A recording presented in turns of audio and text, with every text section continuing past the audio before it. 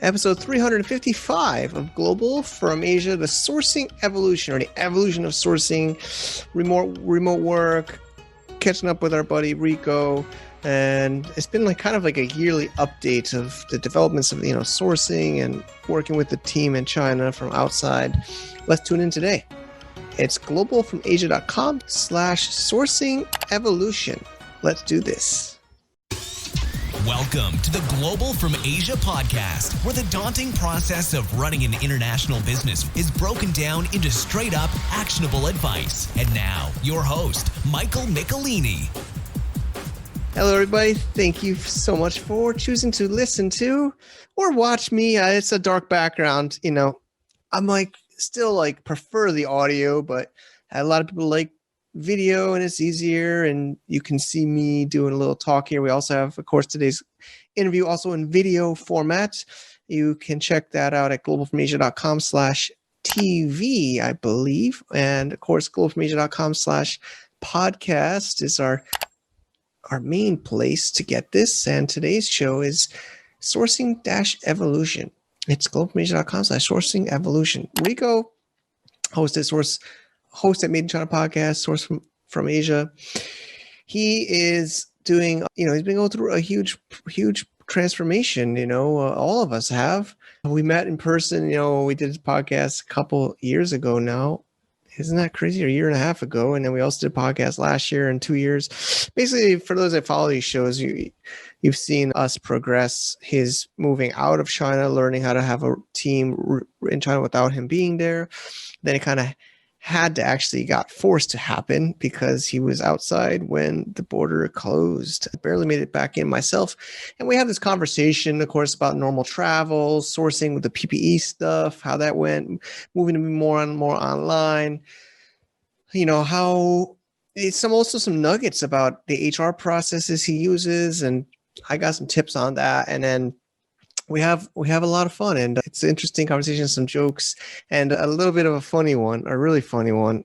I'll save it for after, but basically my stuff stuck in Manila was moved to his place right after this show. So we can talk about that in the blah, blah, blah session. Of course, always show notes and links, and I believe there's a little bit of a deal or a coupon for his program on our show notes at globalfromasia.com/sourcing-evolution. Let's tune into the show.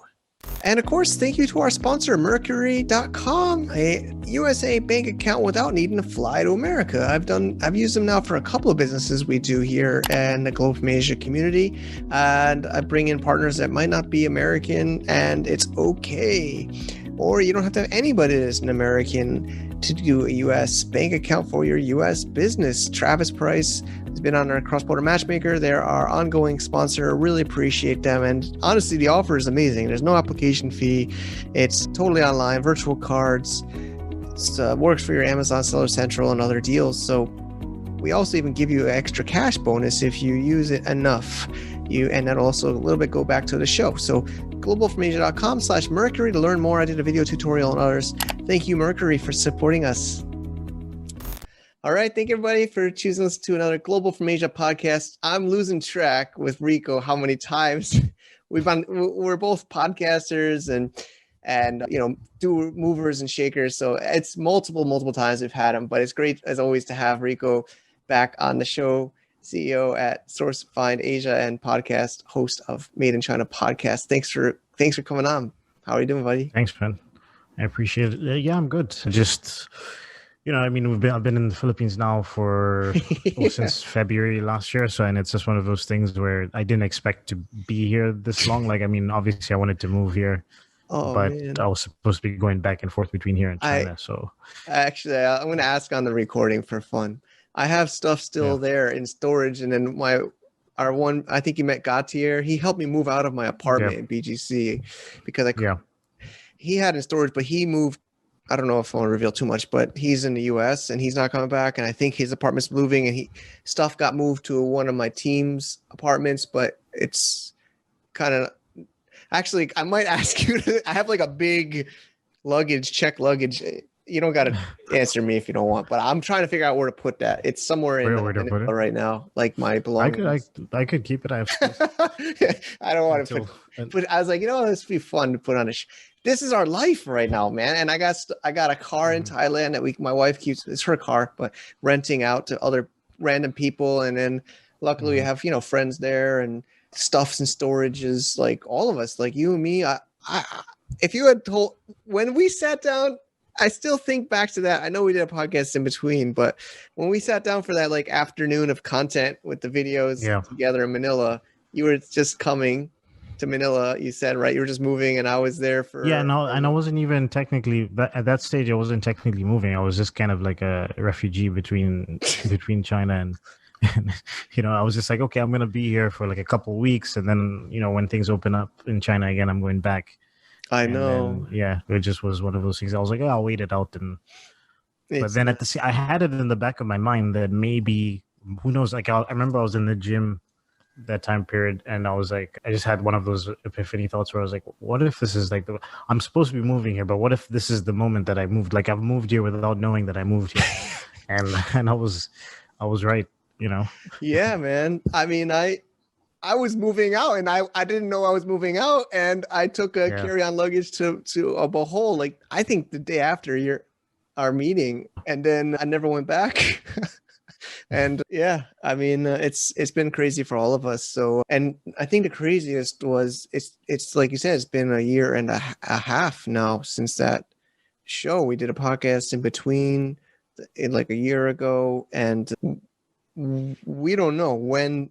I don't know. Actually, that's a good question. Maybe to open. When do you have a forecast of travel again, normal, or what is your? Well, normal travels. That's a question in terms of like, is travel ever going to be normal in the way that we think of normal? It's true. Right? I don't think so, because it's like there's going to be a stage where countries are just going to require everyone to have a vaccine, and the vaccine passports and all this stuff. It's already kind of happening. So that's a little bit of I think there's going to be an adjustment there. I wonder if masks are always going to be a requirement when you travel and stuff like that. It's strange. I mean, I haven't been on a plane since that time period, so I don't even know what it's like to go through an airport and go through immigration and all that stuff.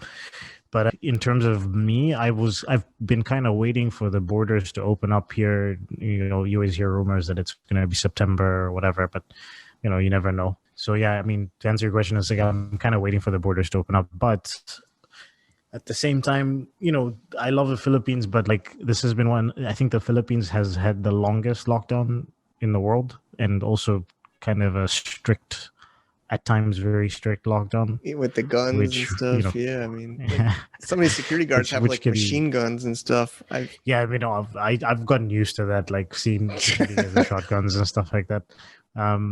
But it can be a little bit like bad for your mental and physical health, I think. So it's like one of those things. I'm like, all right, at some stage, something's got to give. Either things open up again, or I have to think about going somewhere else until things get back to normal here. Yeah, that is true. I mean, they are really strict there. I mean, even before COVID, I mean, I guess they have some reason. I mean, if the hospitals, I guess the reason is if the hospitals fill up, it'll be really traumatic. And I mean, there were, for sure. It was a lot to do with the overwhelming amount of people getting sick, and then the hospitals being overrun, and then also just, I mean, the Philippines is still a developing country, so it's like they can't really afford to have all these sick people and have to take care of them.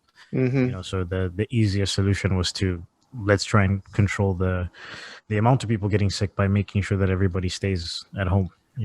Which I guess has kind of worked, but at the same time has tanked like the economy. You know what I mean? So like, there's so many. One of the things I loved about this place was all the interesting like when people think about Southeast Asia, I don't think they realize that, you come to a place like Manila or BGC and you have, a hipster scene, you have, international cuisines, you have really cool locally owned businesses that are like Asian, American, French fusion.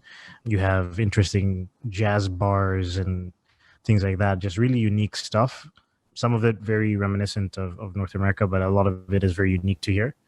And it's just a vibrant culture. So a lot of those restaurants, a lot of those, nightclubs or jazz bars and things like that are gone. And, I don't know how long it's going to take for those places to come back. I know, man. I know. I think Macaulay's Bar in Shenzhen. That it's like a chain. At least it's like the Irish, and some of them have Mexican. Yeah, they had Macaulay's in Guangzhou as well. I don't know about Guangzhou, but I heard all three of them in Shenzhen have been closed down. I'm the one in Guangzhou. I'm not sure if it's still open, but it was a staple. There was two in Guangzhou actually, but I haven't heard anything about it. Yeah, so I know so I guess back to normal travel for me. Just to answer on my side a little bit, I think probably the end of the year. I'm hoping, but I felt like I said that probably even on our last podcast. So that was last year. I thought the end of last year, but yeah, we just don't know. So, I guess how is it, we checked in a year ago and then we also had that in-person catch up. How is business sourcing? How's that? When we spoke, I feel like when we spoke in June, that was like in the middle of all the PPE stuff, right? Yeah. So yeah, that time period it was like that was madness, insane. insanity. That was truly insane. Yeah, it was interesting. I was talking to my business partner last night, and we do a lot of work with some of the EC people, right? Yep. Like EC students, if you will. And he was talking to one of the guys, and there's one dude who said something about like, oh, last year when we were trying to contact Rico and his team, they weren't responsive. And then I was just thinking about, I was like, when was this? And he was like, during like April, May or something. And I was like, yeah. I was like, first of all, I think any service-based business that was any business really during the middle of COVID, I think you have to understand, like, some people paused or whatever, but specifically with our industry, like, it was impossible for us to work on the usual stuff that we were doing while having to do all this PPE stuff. So I remember that time period because we had to actually expand the team, we had to double the size of the company in like a week. You know what I mean? Wow. It was insane. So I was just thinking about that when you mentioned it. But yeah, since that time period, we had a good run with the PPE stuff. Obviously, that died like almost overnight, and then try to transition back into regular business. But I think last year was a little bit slow. I think since we started this year, just before Chinese New Year, things have begun to pick up again, kind of back to usual business. And speaking of that, one of the things that I guess the good part about things slowing down last year, it allowed me to focus on some of the other stuff that I've been thinking about doing, which was creating a manufacturing course. Great. So we just decided in November, December, it was like, let's just pull the trigger. And I had an interesting conversation with this guy. I believe his name is Eric Yang.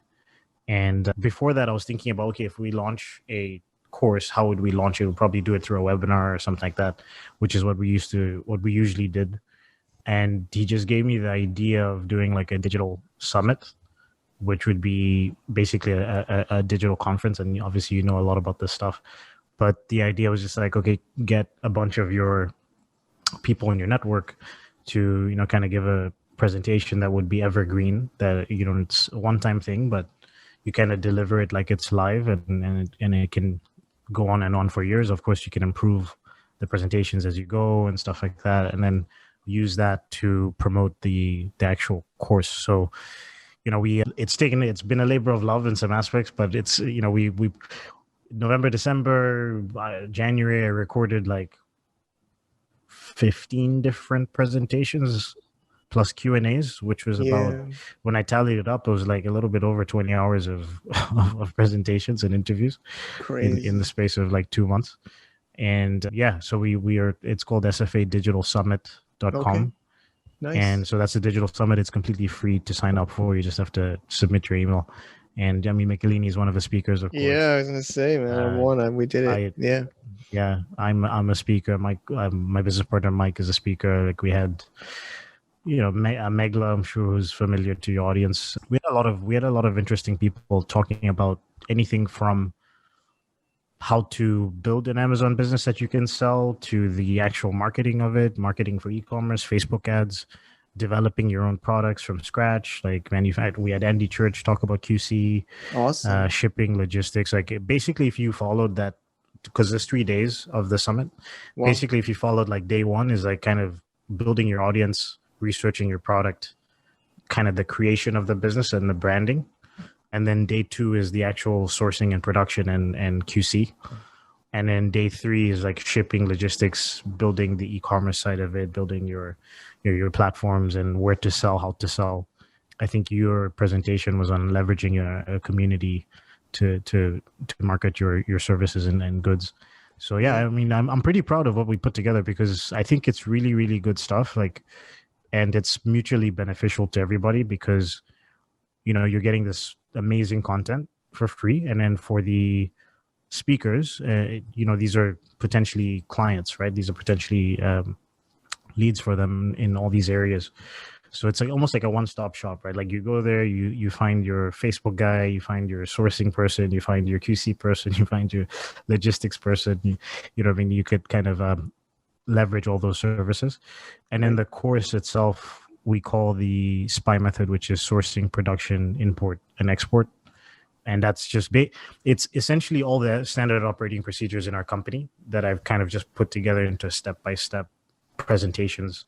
And I'm trying to keep them short. Like some of the presentations are hard to keep short, but I wanted to keep them around like 5 to 7 minutes.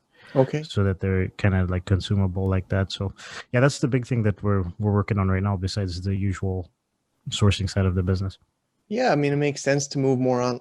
Yeah, have more online products, more online business adapting. I mean, all of us are adjusting. We have to adjust, you know, to more online, and we were always doing it anyways. You know, a lot of us online marketers, digital nomads, travelers, but now we're used as skills, and we have to actually execute. Stuck wherever we're stuck. You're stuck in Manila. I'm stuck here in Shenyang, I mean, it just makes sense because I mean, it's not just me who can't go. I mean, I could go to China, but it's not easy to go to China, and I know for a lot of people, you know, for example, if you wanted to take off 2-3 weeks from your job or from you know your business to go to China and source, like you're going to spend 2-3 weeks in quarantine. So by the time you're done with your quarantine, you have to go back, right? So yeah, I think for a lot of the people that maybe want to source from China, but maybe don't have the funds to go there or don't have the time to go there,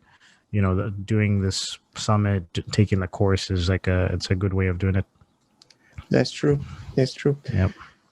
And then, so you know, back, you know, we've followed your story over the last, you know, I think at least once a year we have you on the show, at least for the last 3 or 4 years. And what was it, like 2019? We were having you about moving to an online team, and then 2018 was when I was in Thailand. You were in China, and then we met in Philippines in 2019. Did the in-person. Oh, 2020. Oh, at the very beginning of 2020, yeah. Yeah. I think 2019, early 2019, we were talking, early 2019, we were talking about, my biggest struggle at the time was because I was traveling more, and then I was trying to figure out how I could handle paying my staff and managing the business remotely in that aspect. Yep. And I think we talked about one of the guys that was on your podcast who had, you know, horror story with his employee kind of, you know, stealing his Steve Marsh. You listen to those. So, I know. Yeah, so and I ended up listening to his podcast, and I was intrigued. I think it's like I said at the time, I think it's a little bit different because a lot of his business model was based around, you know, his contacts, right? Mm-hmm. And like working, like billing the clients through the factories and stuff like that, whereas a lot of our stuff is, and also the other aspect I remember was, like, I don't think he was controlling necessarily all of the money, the payments. So that was another aspect where I was like, with us, our clients mostly pay the factories directly, and then we take separate consulting fees, and then I still control the, you know, the payments and things like that. So I think as long as you're controlling the money, you still have some. And also I think another thing I said is, like, for us, a lot of our clients work with us because they trust me. So if one of my employees approached them directly, I don't think they would necessarily buy, like, they're not going to get any benefits from it. It's not like they're going to get cheaper products or anything like that, you know? Yeah, I also think another difference is he was more a trading company where you're more like a service provider, like you Yeah, just said. Plus, he focused in one specific, I think, in speakers. niche. Yeah, yeah. So even a customer probably would want to bypass him Eventually, they want to. because they probably want to get it direct, or at least they're probably trying to get it at it's all about not all about, but a lot about price, right? Or Yeah, it's a little bit of a different like model than yours, your value yeah. I mean, add. it's like Yeah. yeah. With us, like sometimes clients come from working directly with suppliers to wanting to work with us and not handle that side of things, right? Like it's one of those things. Like sometimes people work in reverse. I mean, I don't think we've had too many clients that left us because they wanted to get lower prices from the factory. Like it was more clients that we built a supply chain for over this space of 1 to 2 years, and then it kind of became sort of automated, right? Like it became a situation where it's like you have good suppliers, reliable suppliers, shipping and production and all that stuff. You have the same partners every single time. You know when to do your QC, when to schedule your shipments. It becomes a situation where they feel like they can maybe hire internally and manage it. And even then, those clients will still come to us when there's new products to source, or maybe they need some additional help with something. So Yep. Agreed. Okay. And yeah, so then your managers, your core team, your team, you said is grown, and I remember you have a female. I hate to say female, but your manager that you were it felt like she kind of grew organically internally. That's all going fine. Yeah. Everything. Yeah, she's basically at this stage CEO without the title. Okay. But she's good. Like especially during this time period, that's one of the interesting things has been the PPE stuff. In any other situation, I would have been in China, right? Like because I would have wanted to be there with these large orders and be there. Actually, maybe even physically in the factories, like overseeing stuff. I don't know how feasible that would have been with the restrictions, but just being in China would have made a difference, and I couldn't. And she handled everything pretty well. And we've had another maybe 1 or 2 situations where I would have gone to China to be there for those projects. And she figured, like the most recent one is we are one of our oldest clients. They're a CrossFit company, and they've gotten to a stage right now where that we've been working with them for like 5 years. They've expanded their team, expanded their orders and the size of their orders to a stage where they need to have a full-time physical presence in and around the factories. Okay. And then we've got like 3 or 4 different suppliers. So we're building what we call like a quality management system for them. Essentially, What that means is like we have employees for them that go to the factories on a daily basis that inspect goods, but also deal with the negotiations and talk to the management team and all that stuff. And then we create standard operating procedures for the team in China around just daily work, operate, but also around the QC and shipments and things. You have to essentially you're building their company in China, if you will, right? And then I'm having, Imogen, our COO, like basically she had to fly to Qingdao for 2 weeks and train the new employees. And then she's flying there every month for 3, 4, 5 days at a time to oversee. And so it's like one of those things where she went. And the interesting thing about the QMS stuff is this is the second time we've done it on this scale. It's like detective work, man. Like, because when you go there, like you find out all these issues, right? Because before that, clients paying us a consulting fee, but the consulting fee it's limited to a certain scope of what we can do with our time, right? So he was saying, okay, I want to expand because, there's certain factories that he was managing, and then there's certain factories that we were managing, and the stuff that we were managing was okay, and he was dealing with a lot of issues, and he couldn't sort of handle everything because their orders are getting bigger and they have more shipments, more documents, more QC issues to kind of follow up with. And then when you go there and you start like investigating why these QC issues exist, you start to realize like, oh, this supplier that, you know, he's been dealing with, and they have 2-3 other suppliers that they're sourcing from. And that's why the product quality is inconsistent. You find out that, you know, maybe the contact that he was talking to was an agent, and that contact has changed factories 2 or 3 times. You know what I mean? It's like those kind of things that you only really understand if you're physically there.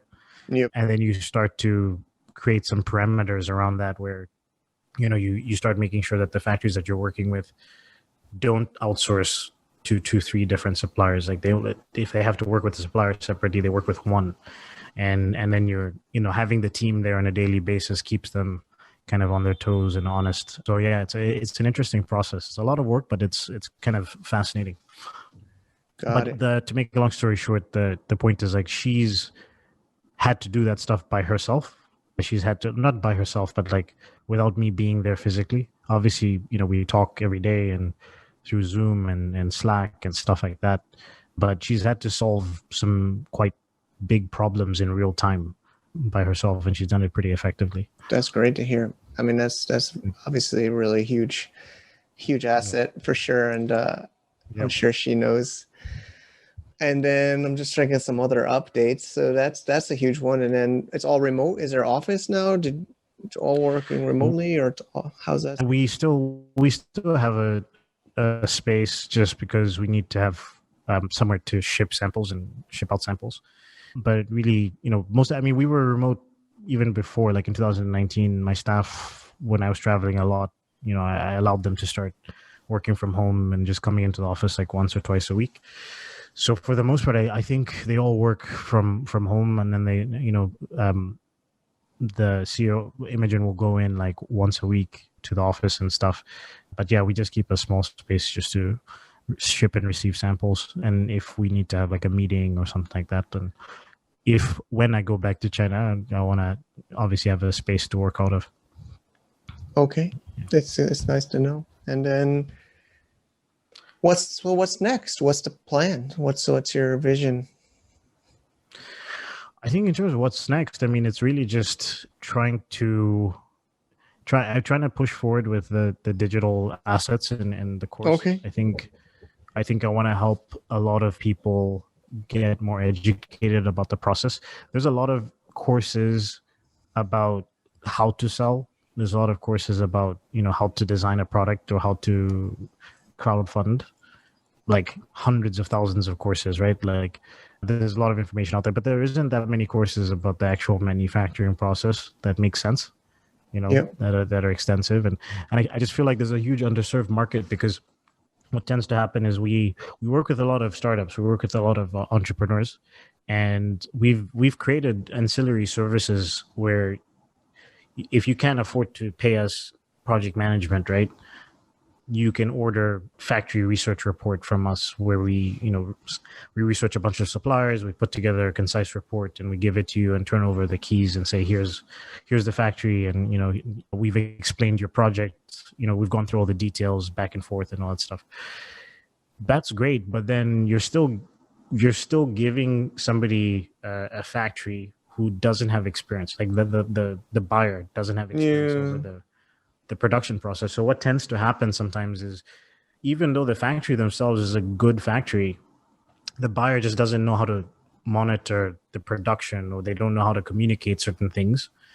And then, you know, they'll come back to us and say, I'm having an issue with this. And when in reality, it's just a communication issue, or it's just an aspect of they didn't know how to set up a contract, or, you know what I mean? Yep. Or they didn't know how to schedule a QC or handle the shipping process. So, and those are things that, you know, if you pay us project management, we do all that stuff for you. But I just started to think, I was like, okay, if people can't necessarily afford project management, then how do I help educate them about the whole process and then make it affordable? Okay. So, you know, I that's kind of the goal with that. And then, of course, with the sourcing side of the business, it's always been, I don't know if I said this before on your show, but, you know, when I first started, I was like, oh, you know, let's build it as big as possible and all that stuff. And when it was like 2017, we moved into our second office. That was a bigger space. nicer building, hired, I think at that time we probably had like 7 or 8 full-time employees. Like I hired like 3 or 4 full-time employees that summer. Wow. I had 3 already, and then I hired 3 or 4 more. We moved into the big office, and it's like everything was going great. And then one of our largest clients not dropped, but they basically said we're not going to renew the contract because they're going in a different direction with their entire business. They weren't going to be doing physical products in China anymore. Wow. And now I was like, okay, Jeez. I had all this overhead, and our revenue had like dropped by, I think 30% I think at the time, because that client was such a big revenue driver for us. Ouch. And before that, year after year after year with that client, it was always expanding. It was always expansion, right? It was always like we went from doing 1 product to 4 to 6 to 8. And obviously with every single time we expanded, our financial, agreements with them also expanded. So in my mind, I'm thinking at the very minimum, we're going to either keep it the same or we're going to go up.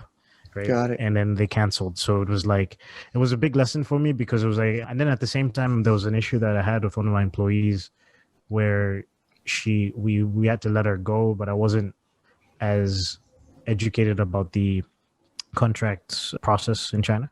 Yeah. So I guess she said we were in breach of like labor laws and whatever. And yeah, that stuff happens. To sue us.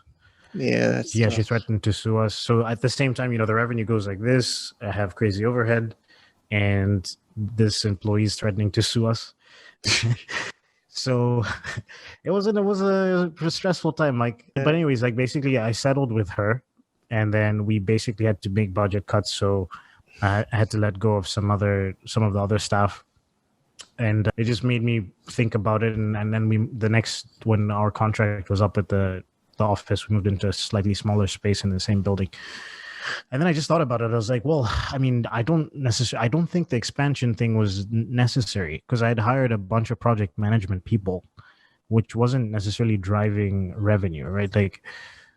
And I also realized that we can maximize, if we improve our systems, we can maximize the amount of output that each person can do, rather than just hiring more people to do the work, right? Yeah. So that's what I kind of rejigged there, and then I said, okay, how do we systemize a little bit more with our project management, where one person can handle X amount of projects, like 10 projects versus 5 or something like that. And then you kind of break it down and realize, like, wait, we can improve here, we can improve there, we can systemize this, we can systemize that. And then the next thing was I decided to take a page out of the companies I used to work for. I used to sell clothing back in Toronto. Like I used to work in, really? clothing stores, RW & Co, Abercrombie and Fitch, stuff like that. Sweet. And the way they do it is when you're working part-time, there's a pool of people, right? Like, and you're all like clamming to get hours, right? And they'll just like tell you every week or every 2 weeks, like, this is the schedule for the next 2 weeks. And then you check the schedule and say, oh, okay, cool, I got 8 hours this week, I got 10 hours next week. So it's like, why don't I just do that? Why don't we create a pool of part-time employees, and then we'll have a core of our full-time employees.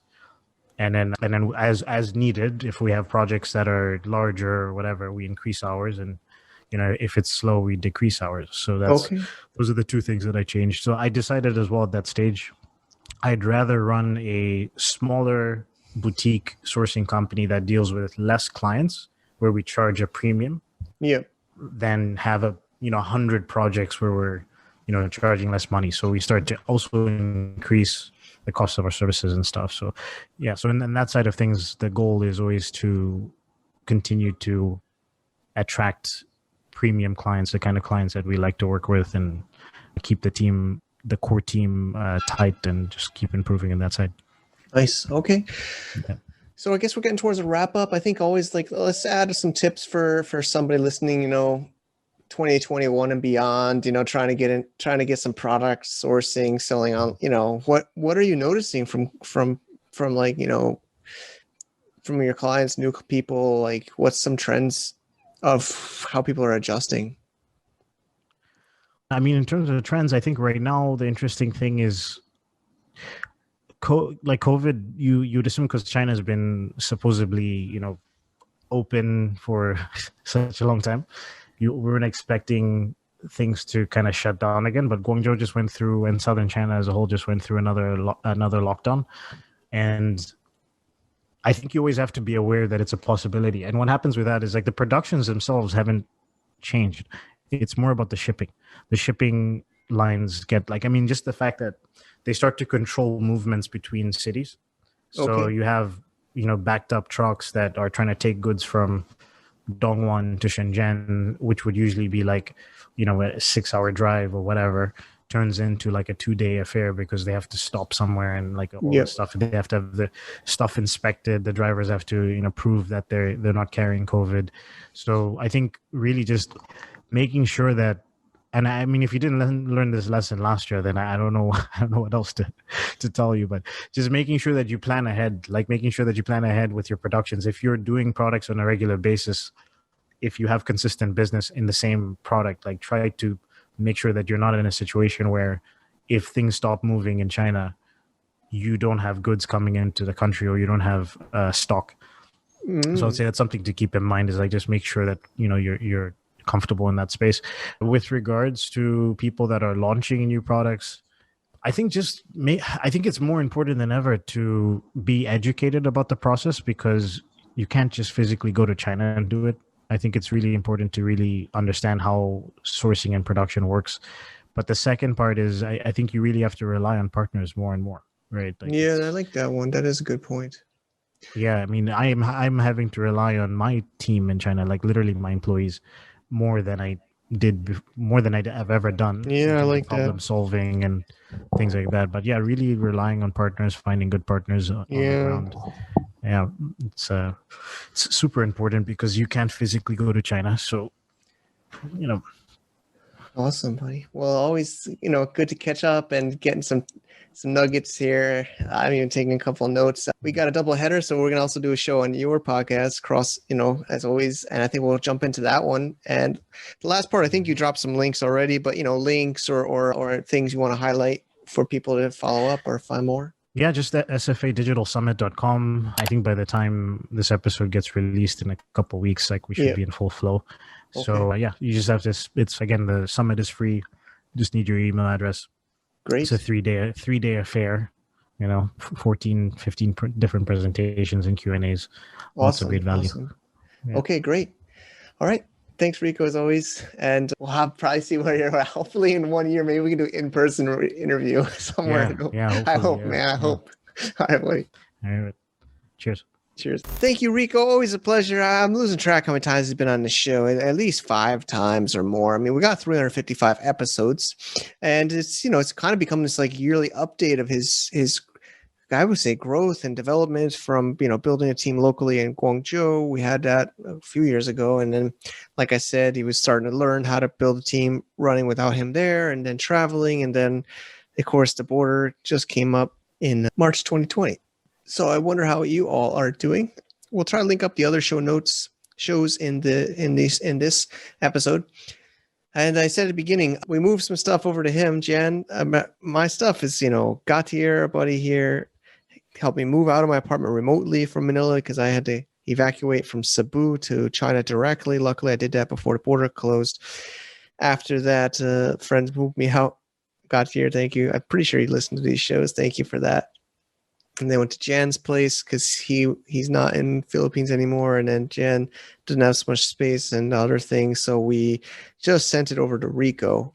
It's always within this Manila area.